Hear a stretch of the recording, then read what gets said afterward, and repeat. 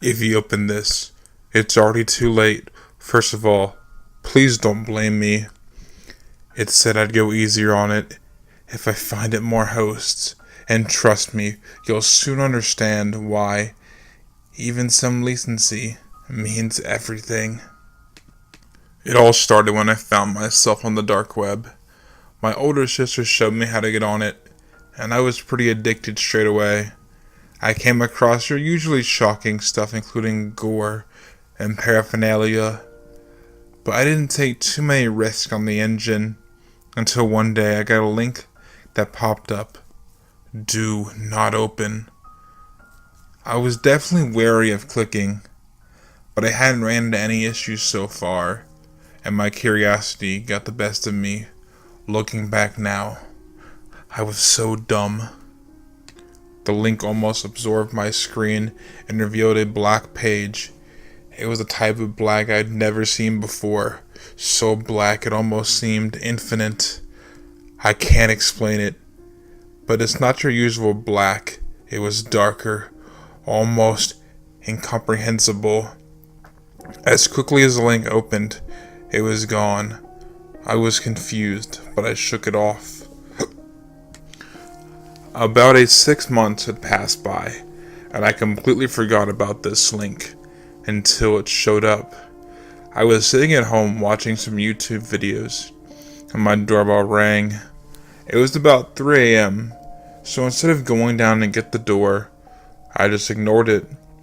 I thought it was probably some drunk university student who got lost and was trying to find their way home. Then it rang again, but it was somehow louder. I didn't realize that my doorbell could ring louder. This time I looked out my blinds and I couldn't see anything. Literally anything. It was so black, it almost seemed infinite. That's when I remembered the link. I hadn't seen anything that dark since that link. But why? Why was it so dark that night? And that's when the doorbell rang so loud. It sounded like it was inside my head. I tried to ignore it, but it was incessant. Then I rang the doorbell and opened it. Big mistake. The black surrounded me. I felt substantially more ill, anxious, and depressed than I ever have experienced in my entire life. And I'm diagnosed with some severe shit. I threw up and started to weep instantly. It was as if every awful thing that happened or will happen was inside me, the memories and emotions of all the awful in the world, eating at my insides like a parasite. I screamed and sprinted to my neighbor's house. The weight of all the misery inside me caused me to move slower than a turtle. When I finally reached his house and smashed my heavy, hate-filled hand on his door, my neighbor Bill answered, "Peter, it's like 3:30 a.m. What do you want?" I was baffled, although my lungs were bleeding and pus-filled from screaming uncontrollably, and it was covered in vomit. He seemed sleepy and a tad bit confused. I was there so late. I was mouthing for help, but he seemed clueless as what was wrong. That's when I heard it. Its sickening voice like 1,000 needles piercing my eardrum. "He can't see what you see, Peter. To him, you are just your normal self. No one will ever see this terror that's in your life now. You will never be able to ask for help." "Okay then. I'm going back to bed. Have a good night, you drunk," Bill said as he shut the door in my face. I've been its sole host for 3 long months, which feels like an eternity in the black. It calls itself a smotherer and feeds all the evil in the world to me. It told me it laced the link I clicked, and that's how it transferred into our world. I let it in. It's been trying to get me to help it get new hosts in the beginning, but I never gave in until now. Enjoy your free life while it lasts. It stalks its prey, and it only reveals ourselves when its memory has faded. But it will come. Please forgive me. I want to just feel some anguish, a little less intensity for once. I have laced it in this post. I already feel a tiny bit lighter, as if light exists in this black. It's so black, it almost seems infinite. Remember when the deep web stories were a fad? Every week, you'd find a new tale of someone going too far on the deep web, finding something terrible, and ending up getting attacked for speaking out against it. This story is a bit similar. The difference is, I still love the deep web. Let me explain. I was a senior in high school at the time, and I was definitely no popular kid. My friends were the oddities of the school, the few people who dared to defy the norm. It was them who told me about the deep web, a place on the internet where you are completely unwatched, anonymous, capable of doing whatever you want. Of course, I was intrigued. Most of my friends just used it to buy drugs, and I thought a little bigger. I wanted to know what happened in the darkest places of the deep web. Whether or not my friends were telling the truth when they talked about horrible fetish sites and assassins you can hire to kill anyone you like. Of course, I wasn't planning on using any of it. I've never been particularly interested in sex, so fetish sites didn't interest me. And there's really nobody I'd like to kill. It was the mystery of all of it that fascinated me. Going to these sites would be like peering into a side of the world only a few have seen. A wholly new experience. At the time, I was tired of the monotony of life. I get up at the same time every day, go to school, attend the same classes, talk to the same people, go home, play some games, do homework, go to sleep, and then it'd repeat. I'd wondered if other people got tired of that. Anyway, it took me a while to actually dive into the deep web, as I was fascinated as I was. I had been warned of what could happen to me. I read the stories I talked about too. Who isn't afraid of being threatened by hackers or stalked by some creep you piss off online? That was the kind of shit that kept me from actually going on the deep web until the day I manned up and decided it was time to break the monotony.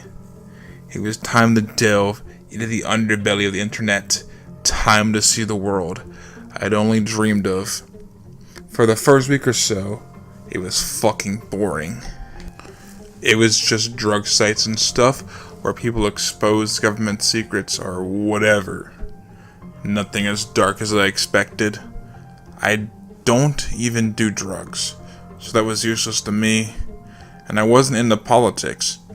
There wasn't really much I was into back then, so I was just disappointed. The only reason I kept exploring was my sheer desire to experience the world I thought existed in the deep web. That would be darker than any drug site. That world had murder, torture, fucked up porn for fucked up people, and all sorts of nasty shit. I eventually got my wish. Just when my apathy towards the deep web got to its highest point, I found what I was looking for. The site didn't have a name. I thought it was a broken link for a bit, since it only led me to a black screen. Right before I clicked out, however, a chat box opened the screen. Someone using the name admin typed in the chat box saying, "Congratulations, you found the worst fucking place on the net." I stared at the screen, more amused than afraid. It took me a moment to type back, "Cool." That's all I said. What else was there to say? "I'm here to see your finest torture porn?" A moment after, the admin replied, "Ha ha, you want in?" I hesitated, all the horror stories flooding back to my head, but it was too late to chicken out. This is what I came for. Even if I just clicked out at the first sign of danger, I had to see what was there. I had to fucking break the monotony. I had to know. I hastily typed back, not allowing myself to stop. Yeah. The chat box closed, and I was led directly into what looked like a video with another chat box next to it. There was around 5 other people there, each eagerly waiting for something.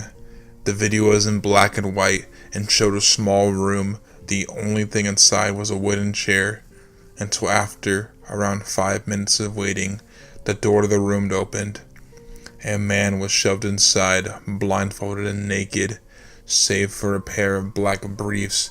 He was followed by a woman, this one dressed in all black, her face completely covered by a mask. In an instant, the chat room went wild.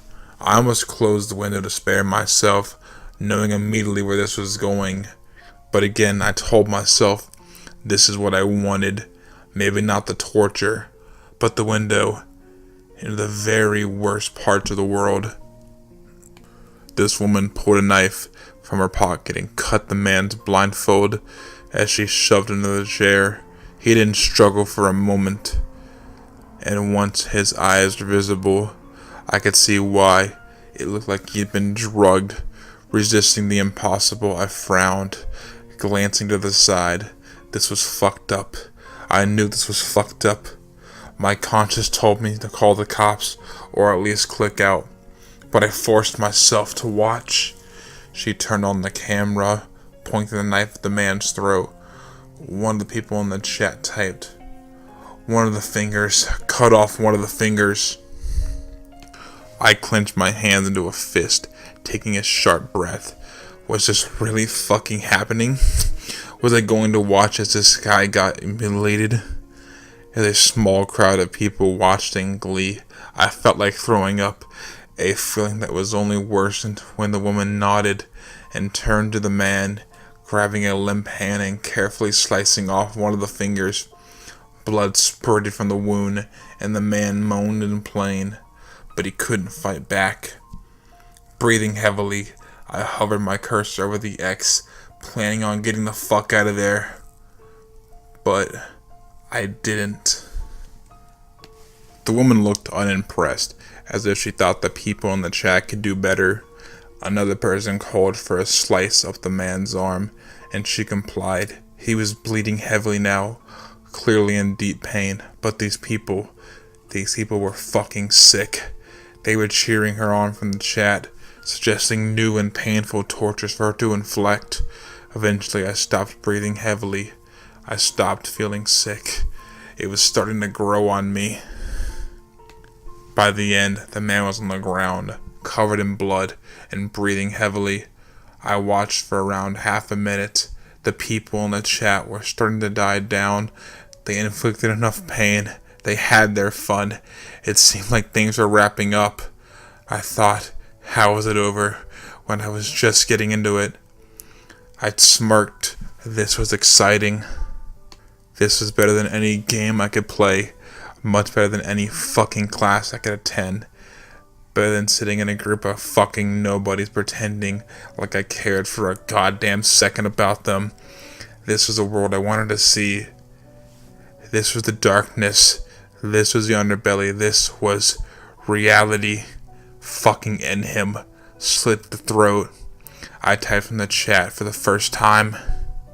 She nodded for the last time, bringing the man to his feet before slowly dragging her blade across his throat, sending more of his blood spurting out.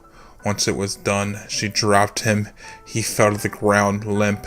He was dead. The people in the chat started complimenting the torture, talking about how it had been another good time, starting to set the date for the next showing on screen. The woman left the room, leaving the corpse behind. Of course, I hastily wrote down the date for the next showing. This was going to be part of my life now. I was going to be part of something bigger. I was going to command these people's deaths. What a rush. So yeah, I still love the deep web. I'm in college and now I'm even more immersed in the deep web. I've seen shit some people would freak out just knowing exists. I fucked around in every sick porn site known to man. I finally broke the monotony of life Inspirational, right? How one high schooler defies the boredom inherent in his life by discovering his true passion. I love the deep web. I'm an 18-year-old man, and I find myself fascinated with the deep web stories and facts. It's really scary and mysterious to think that there are creepy things lying down there, like these hitmen, real killers, and murderers talk to each other, and pedophiles live streaming illegal porn. But what if there's something scarier than these things? I wasn't the only one who thought the deep web was actually interesting. My friend Darius also loves the deep web. In fact, he even enters it almost every day and enjoys it somehow. Even though I'm reading the facts and creepy stories about the deep web and find them interesting, I never entered it, because I'd always find these stories that tell you, if you want to enter the deep web, be very careful, and they continue the people being killed because they entered but one wrong site, and these always get me. Darius didn't seem to care, and I'll tell you now the full story of what happened to him. A week ago, I left outside biking with him, and he always told me about the stories about these red room websites. I never believed this shit, because it's really fucked up for someone to live stream being slaughtered, tortured, and even raped. Am I right? This is purely screwed up. Darius never believed me when I said it's fake. He always wanted to see if these red room websites were actually true or not. So he made a bet with me that if he finds a red room website, I would give him $100. I accepted, because I will not give him $100 anyway, because those websites don't exist. They are but a myth. After we biked around our small village, he invited me in his house to search the red room websites. We stood at his computer on the Tor browser for 5 straight hours, and we found nothing related to red room websites. He almost gave up, but he didn't, and said, "I will find it. You'll see." I was really bored, because deep web not only includes creepy sites, but also boring information that makes no sense at all. So I went back home, made my homeworks, and finally slept. Of course, Darius was still on his computer, searching red room websites, but I'm sure he won't find one. But he did. The next day was a weekday, and I went to school. I realized that Darius wasn't there, and it got me worried, since he never went absent from the school, only when he gets sick, but he always tells me when he's sick or not. When I got home, I still thought of why Darius wasn't at school, so I made my homework really quick, grabbed my bike, and went to his house. Once I got there, I rang the doorbell, and his younger 12-year-old sister answered, and I asked, "Where is Darius? He was absent at school." She said, "Wait, he wasn't? Last time I saw him was this morning, where he wanted to buy some sandwiches before going to school. And since you said Darius was absent..." I said, "Let me inside. I want to search his room really quick. I think I know what got him missing." Darius' sister let me inside the room, and what I found was shocking. His computer is still open. Like yesterday, when I was searching the red room websites with him, he had multiple programs on the desktop, each with the same name, scheduling, and after opening it, it led you on a website on Tor, which includes the black screen and a red message that reads, "Congratulations, Darius. You are scheduled for today's on our website, RED, at 9 a.m. See you soon." Below the message was a countdown, which, when I arrived, had only 5 minutes and 29 seconds left. I waited all those minutes, not only for curiosity, but I was really worried about Darius's disappearance. The countdown ended, and it led to a website, similar to Twitch, which had a live stream. It showed that it had 12,000 viewers, and on the chat I saw all things like, "I'm so excited, let the fun begin," and I've waited so long for this. The live stream started with a presentation of a woman saying, "Hello, and welcome to our brand new RED live stream. Today, our guest is a 17-year-old boy with the name of Darius. Do you really want to know what happens next? No, you don't." In 2004, a video was found on the deep web, which caused quite a stir on various user forums at the time. The website itself looked like an incredibly long time to load, as many sites accessed through Tor notoriously did, and still do. The background of the site was simply white, and there were 4 video titles listed, one beneath the other without any thumbnails. These videos were downloadable, and were simply titled Farm 1, 2, 3, and 4.avi. The videos were said to contain malicious software that would make it impossible to close the program used to open the file. It was reported the video would contain a loop without stopping if opened. There are various reports about each video, but amidst the different reports, there was a universal agreement that the videos were very, very disturbing. The first video, titled Farm 1.avi, had an old camera placed in the corner of what appeared to be some kind of factory farm with a dimly lit interior. The video was 3 minutes long and of very poor quality. It just showed pigs wandering around in the dark. In the background, there appeared to be several people standing against the furthest wall of the large enclosure, but due to the poor quality of the video, it was difficult to make out any defining features. There was no audio attached to this video. In Farm 2.avi, a South African flag is visibly hung from one of the walls.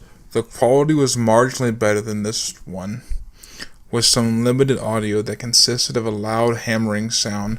Pigs were reportedly wandering around in circles within their pens. The video lasted for around 4 minutes, but this time, during the last 30 seconds of the video, the pigs appeared to panic and swarm in a circle as if something had startled them. A large object could be faintly seen landing in the pen, but it was nearly impossible to identify. Farm 3.avi and Farm 4.avi were the most disturbing videos. Farm 3 lasted for around 4 minutes, and Farm 4 lasted for around 10. The camera seemed to have been moved into a smaller tilted area that resembled a public restroom, with various brown stains on the walls and floors. In the rooms, there were 3 slaughtered pigs that were spread across the floor, their heads dismembered. The camera was placed at foot level for this video. Someone in Wellington boots can be seen walking in front of the camera and circling the 3 corpses. It appeared for the first time the pigs were dead. However, the corpses appear to have been sewed shut along their underbellies with visible stitching. Although the audio was obscured by the humming sound from the previous video, muffled noises could be heard along with the visible twitching from within the bellies of the pigs. Towards the end of the video, it appeared to be something resembling a foot of the child stepping into the room, but again, this is difficult to see, and the video stops as the man kicks the underbelly of one of the twitching pigs. The final video of Farm 4.avi was the most disturbing in the series. There were several naked figures lined across the wall with dismembered pig heads forced over their own. It was claimed that the 2 men and 1 woman were chained to the far wall from the first room.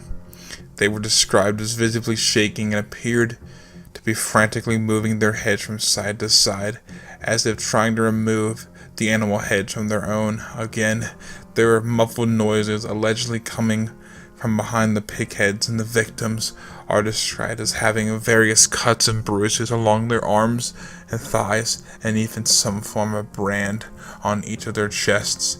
In this case, the woman, it appeared to have been directly placed at the center of her right breast. The scene's cut out for a brief moment, and the camera has been moved to the foot height one more time at the interest of one of the pens. The captives are on their hands and knees, looking towards the camera.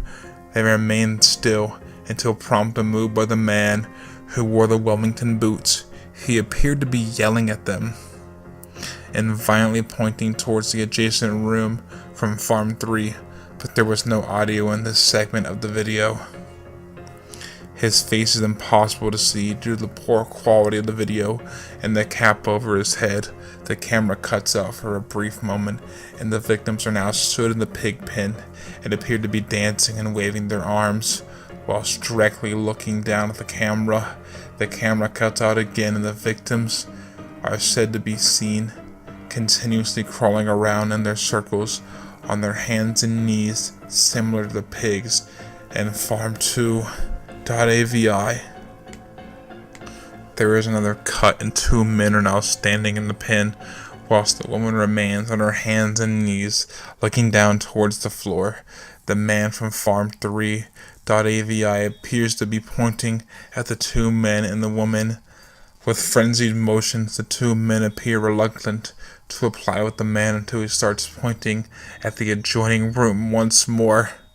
The men reluctantly begin to touch their privates, and one can only speculate what happens next. The video cuts for the final time, and the trio are crawling in a circle once more. Eventually, the woman stops and appears to break down crying.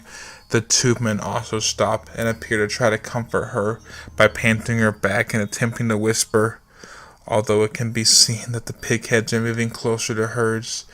The man from Farm 3 then comes over and starts frantically pointing to the adjoining room. Once more, the victims start to panic and move with urgency and desperation. The man from Farm 3 disappears into the adjoining room for a moment and brings out the headless corpse of one of the pigs. He takes out a butcher's knife and begins to repeatedly stab the underbelly of the pig. A muffled scream can be heard clearly over the humming audio. This came directly from the female victim, as she and the other two men were desperately trying to climb over the pen towards the man. The video abruptly ends before repeating itself one more time. Allegedly, the CAPS were informed of the videos, and many different farms across the region were checked for any possible evidence of the activities shown in the videos. There were no special characteristics which could point to the building, as the architecture was commonplace. Due to the annual number of missing people in the region and limited resources, the case was essentially closed and labeled as an elaborate hoax. The videos and the onion link are still rumored to be around to this day. I was a 25-year-old man, an old hacker, and a businessman / military dropout. It was in mid-December, but it wasn't very cold outside. Looking out the window, I could see the snow barely clung to the edges of the road outside his house, where the plows and trucks had powdered up days high from earlier, possibly from the rain. There was always rain. I was in London after all. I have been recently trying to make a purchase of 6-MAPB, also known as hydrochloride, which, if you don't know, is very frowned upon by our good queen, apparently. So because of this, I had to use the means I wasn't quite fond of, which means it required me to break out the old economy router. I had sworn off hacking. I only ever did it for good. Of course, the usual things, helping fix computers, doing the coding work for corporations, that kind of hacker. In fact, As I thought about it, the most I ever did publicly was act of a slightly more expensive version of Geek Squad. Really, but for the potential for evil, considering how reliant the world was on it, its technology, and it was horrible and vast. I could kill even thousands of people relying on computers at a hospital with the press of a button. I didn't feel comfortable with that power in my hands. Even if I did, I would never do a thing to undermine common society, so I swore to never use my skills for anything more than a froze screen again. I went through the process automatically from prior years of practice, going first on the deep web, and metaphorically swimming in the pools of predominantly forgotten data and blank coding, swimming around until I found what I wanted. It took a bit longer than I remembered, due to the constant growth of the vast ocean that is the internet. That really was a beauty of a thing, I supposed. Why it drew me in. So it's so limitless. After what seemed like thousands of millions of fathoms of metaphorical depth, I found what I was looking for. I did a quick double check in my mind to remember that I had indeed used the proper router, took a deep breath to calm my nerves, and clicked. Immediately, the screen went dark as an image of the girl that is looked on from one of those Japanese horror films appeared on the screen. She appeared to have hung behind herself the dark web. Oh yeah, this is the right place, he thought. After only a matter of seconds, my computer was working hard, trying to fend off hundreds of attacks coming at it, at my computer. And information, come on, you've got this, I whispered under his breath to my own programming. Then the cursor started appearing, others taking control of my computer. I had no way of knowing who they were, what they would do. My fingers moved like mad, trying to stop the intruders, and plugged up my holes in the fence. It seemed no matter how many holes I would plug, they just kept coming, forcing their way in. My screen changed entirely. I was watching a live stream of some sort. It hadn't started yet. There was no way to tell in my struggle if I had been me or one of the other many invading my computer whose clicks caused me to join it. In the end, it didn't matter. I'm here now. I didn't know what I was going to do. I couldn't leave. Someone coming and leaving without saying a word would draw the attention to me from eyes I did not want. I couldn't say anything either for the same reason, so I just sat there at my screen and watched. I read the chat in the room in his head. Start the show. I can't wait. I wonder what it's going to be about. I know, me neither. Hey, why aren't you talking? Yeah, say something. A flash of panic touched my soul. They saw me. And then the hacker side of him took over. He replied, I'm just here waiting to watch the show. An image came across the screen saying it was starting. Yes, start it. Start the show. Start the show. Start the show. Start the show. Start the show. Start. The live stream started and the chat exploded. When the screen changed from black, I began to ignore the chat and all around me. On the screen in front of me was an image of a boy. He seemed to be about the age of 12 or 11. Had just come home from school seemingly, set down his backpack against his bed, and sat down at the computer to work or play games or watch YouTube probably. The film was being captured through his desktop webcam. It became obvious that he had no idea he was being filmed or was aware that any of this was happening. There must have been no small light that normally comes on to alert you the camera was on. No pop-up to show his face. Just him on this live stream now. Oh God. Oh fuck. No.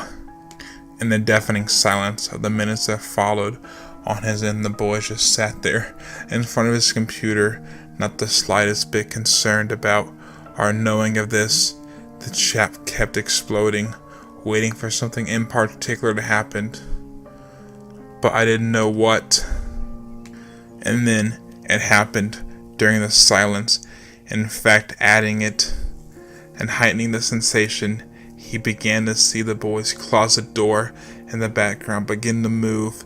The handle began to shuffle, and ever moving the door open, he could see the fingers wrap around that closet door slide, and the shape of a man appeared. The figure came out of the closet. He was holding a toolbox. He crept across the room towards the boy. The overhead fan was on in the boy's room, so he didn't make a sound. When he passed the bed, he laid down his toolbox there on it. He was holding a piece of duct tape. He arrived right behind the boy and moved his hands around the boy's head. He grabbed him and placed the duct tape over his mouth so he could not squeal. Oh God, please no. The boy passed out in the male figure's arms. The figure dragged him. He dragged him back to the fan. He pulled out the length of the rope from his toolbox and wrapped the noose around the boy's supple, still warm neck. No! The figure left him to hang there, dangling from his own fan, from his own room. He calmly walked out of the room into what would be the boy's house. The figure closed the door behind him. What did I just watch? A murder just committed, and I was forced to watch it. Ding. I got a text on my phone, slowly, painfully dragging my eyes down away from the now cold body on my computer. I looked at the text. It was a picture, a live image of me, a view of me right now from my desktop. There was a text clipping attached. We're coming for you. The deep web is not good, people. Here's my story. I'm a college student. All my friends were talking about the deep web. I decided it was about time I check it out. So my friend came over to my dorm and he set up the Tor browser and gave me some cool links to places I should check out. I decided after checking them out, I wanted to dig deeper. I came across a site called Bloody Murder. It was a forum where people would post good stories about their killings. One guy with the username Red Devil was telling people about a recent crime. He kidnapped a girl on her way to school and locked her in the basement. He raped her 2 times a day and eventually stabbed her to death, cut open her body, and spread the different body parts around mountain ranges. He posted pictures of her held captive being killed, cut open. It was disgusting. So I commented that, bad fucking mistake. He replied, who the fuck are you? How did you find my site? I replied, doesn't matter how. I'm calling the cops. I hope you get arrested. A video of me appeared on a separate screen. Live. You do that, and I will kill you, get you off this site, and never come back. He told me to change my settings so I could never find the site again. At this point, I didn't care because I didn't want to find it again. After this, I quit the Tor browser. It didn't go back on. I told my friends about this site and they tried finding it, but when they came close, they got an alert saying the server won't respond. Nothing happened for the next couple of days until today. I got a text from an unknown. It said, I thought I told you to stay off the site. I replied back, who are you? I haven't done anything. He replied, you don't get to know who I am.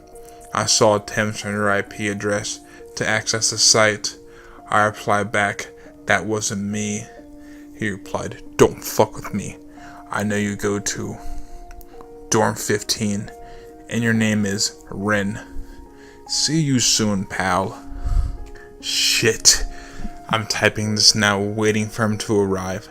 I called the cops and they cloned my cell on my laptop so I could keep it safe.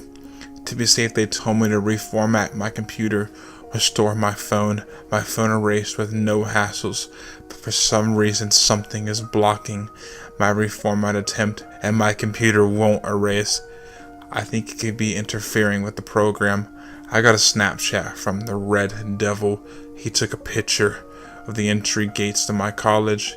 He's here. I called my friend. He told me to come to his dorm. I shut my laptop, went to his room, locking the door first. I got another Snapchat picture of the dorm building. He could get inside any second, and I have 3 floors to get up. I got to his dorm room. We shut and locked the door. I got another snap, a picture of my dorm room. I called the cops again, waiting for them now. Update. My computer was tampered. Let me explain. So I got to my friend's dorm and received another Snapchat of the deep web guy showing a picture of my dorm room. The cops are 3 minutes away, and I heard sirens. I received another snap, a picture of my computer, and big white words. Big mistake. Here's the picture. I used the program to turn on my computer cameras, and all I saw was the police in my room, so I went back. They told me that the guy was halfway out the window, but he escaped before they could grab him. He ran into a black car with no plates and drove off. They didn't find him. They said they would keep an eye out on the place all night. I thanked them and shut, locked, and barricaded the doors. I switched on my computer and heard the startup sign, but I didn't see an Apple logo. Instead, I saw a picture of a skull with a snake going through its eyes. The desktop was different. There was no apps except for something called Livestream. I didn't want to open it, so I didn't. I used the file browser but found nothing else wrong. But there was no way in hell I was still using it. So I shut the lid, stuck it under my desk. The next day was uneventful until that night I got home and the computer was sitting open on my desk.